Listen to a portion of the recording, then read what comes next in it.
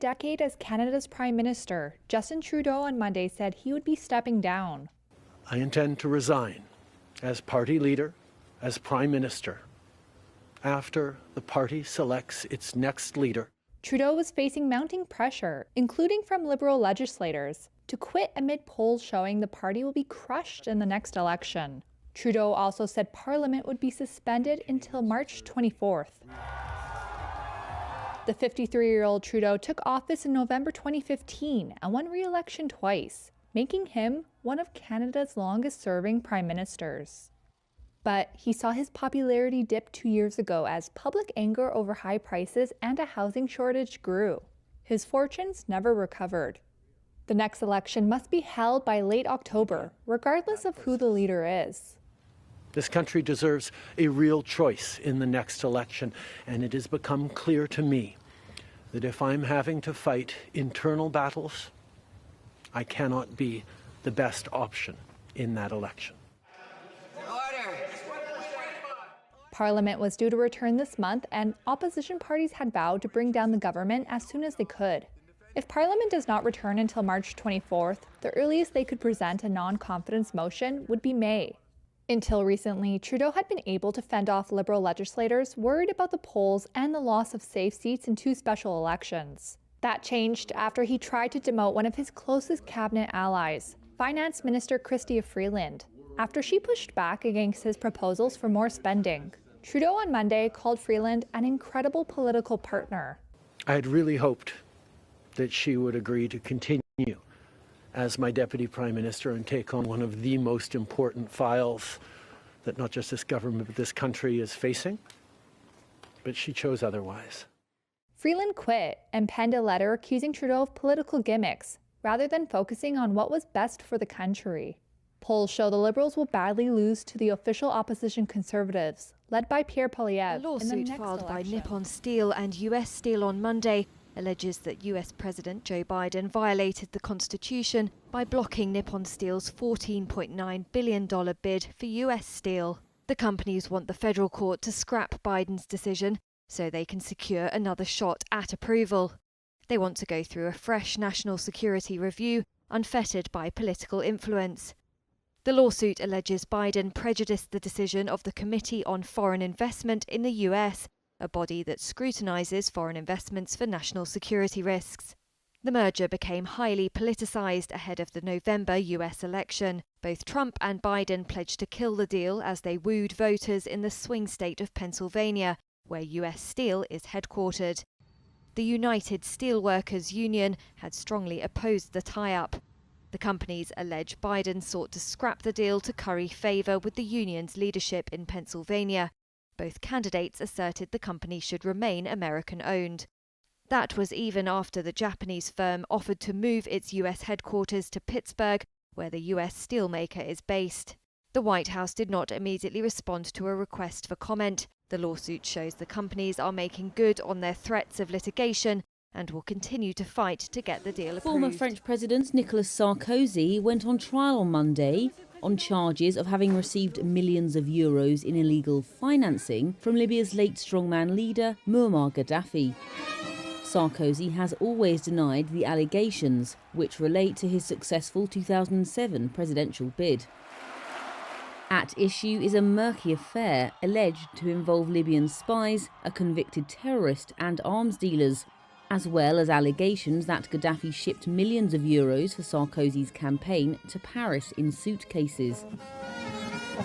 Sarkozy faces charges of, quote, concealment of embezzlement of public funds, passive corruption, illegal campaign financing and criminal conspiracy with a view to committing a crime, the Financial Prosecutor's Office said.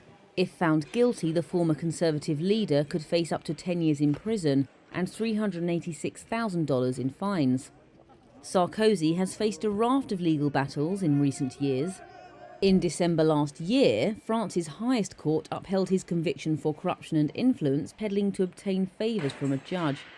Sarkozy has been ordered to wear an electronic bracelet for a year instead of going to jail, a first for a French former head of state. In another case, Sarkozy was found guilty of concealing illegal campaign spending, and a challenge is pending. Vive la République! A magnitude 6.8 earthquake rocked the northern foothills of the Himalayas near one of Tibet's holiest cities on Tuesday morning, Chinese authorities said. It killed dozens of people and shook buildings in neighboring Nepal, Bhutan and India. The quake's epicenter was in the rural county of Tingri, according to the China Earthquake Network Center. The area is known as the Northern Gateway to the Everest region. China's state-run television said that at least 130 people were injured on the Tibetan side. Chinese President Xi Jinping called for all-out rescue efforts. More than 1,500 local firefighters and rescue workers have been dispatched to the affected areas, China's Xinhua news agency reported. It added that some 22,000 items, including tents, coats, quilts and beds, have also been sent to the quake-hit region. Southwestern parts of China, Nepal and northern India are frequently hit by earthquakes caused by the collision of the Indian and Eurasian tectonic plates. The US Department of Defense has added gaming giant Tencent to a list of firms allegedly aiding China's military. Also added are firms including battery maker CATL and China's largest shipping company, COSCO. Tencent shares fell over 7% in Hong Kong trade on Tuesday, following the news. In a statement, it said that being added to the list was clearly a mistake, saying it was not a military company or supplier. CATL also called the move a mistake, while there was no immediate response from the other entities named. Being added to the list doesn't mean Tencent or the other companies will face sanctions, but it's a blow to the firm's reputations and a warning to US companies about the dangers of engaging with them. The list is updated annually and now designates 134 firms in all. It's part of moves to highlight and restrict businesses that the DoD says pose a risk to national security.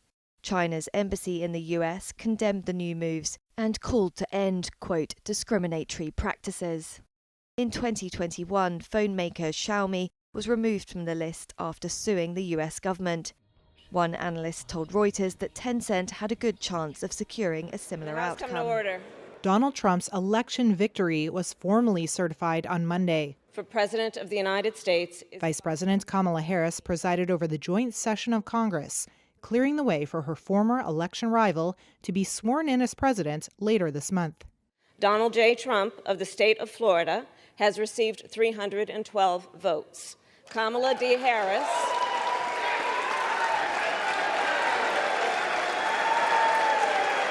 The ceremony stood in sharp contrast to exactly 4 years ago, when Trump supporters stormed the Capitol in a failed attempt to block the certification of his loss.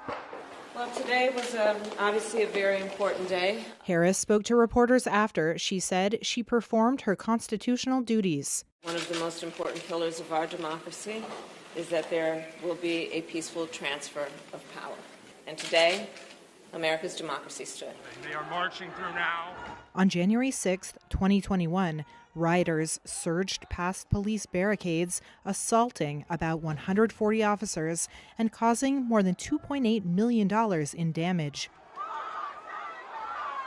Multiple police officers who battled protesters died in the weeks that followed, some by suicide. Trump continues to falsely claim that his 2020 defeat was the result of widespread fraud. He has said he plans to pardon some of those charged with taking part in the riot. Security inside and outside the Capitol was heightened on Monday, with snowy Capitol grounds ringed by metal fences and checkpoints, along with extra teams of uniformed police checking IDs at entrance sites. The boosted security is expected to remain in place through Trump's inauguration on January 20th.